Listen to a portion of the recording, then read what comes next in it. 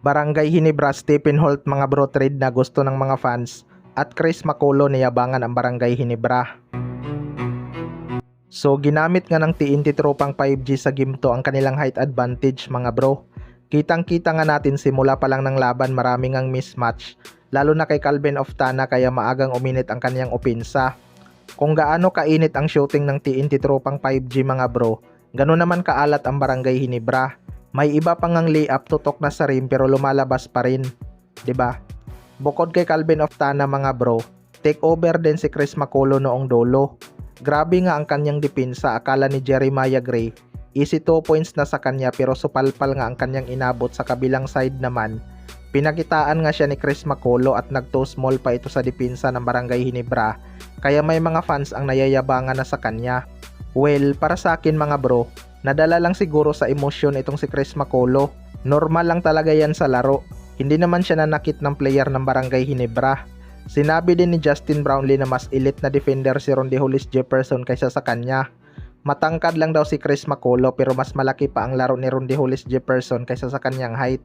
Pero hindi rin talaga maitatanggi mga bro na mahirap umiscore sa painted area kapag nandun si Chris Macaulay dahil athletic din ang import na yan. Kayang-kaya nga ni Simak umiscore, pumasa, rebounds at depensa. Kaya hirap ang big man ng Barangay Hinebra. Sa kabilang banda naman mga bro, Barangay Hinebra trade Stephen Holt gusto ng mga fans. Ito ngang si Stephen Holt ay walang impact sa finals mga bro.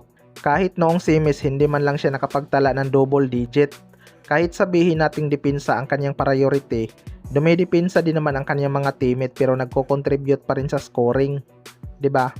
Hindi nga laging maganda ang shooting ng mga key player ni Coach Tim Cone, kaya dapat handa itong si Stephen Holt mag-step up kapag kinakailangan. Pero hindi man lang ito ramdam sa game 2. Maraming ang Hinebra fans ang may gustong i-trade na itong si Stephen Holt. Well, para sa akin mga bro, marami pang ang player ang Barangay Hinebra na deserve ng playing time na pwedeng makatulong tulad na lang ni John Abyss. Kita naman natin na mas matapang pa ang kanilang rookie kaysa kay Stephen Holt. Kung walang improvement ang kanyang laro ngayong finals mga bro at mabigo ang Barangay Hinebra, baka hindi malabong bitawan na itong si Stephen Holt. Kahit noong elimination rounds pa mga bro, inconsistent na rin talaga ang kanyang shooting. Tsambahan na lang kung makascore ito ng 20 points.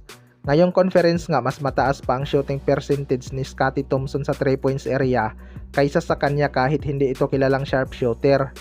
Missing factor talaga si Stephen Holt sa game 2 mga bro at walang planong mag-step up. Masyado kasing takot tumira kaya naaabutan ng defender. Kaya abangan na lang natin kung gaganda pa ba ang kanyang laro. Kayo mga bro, anong masasabi nyo tungkol dito?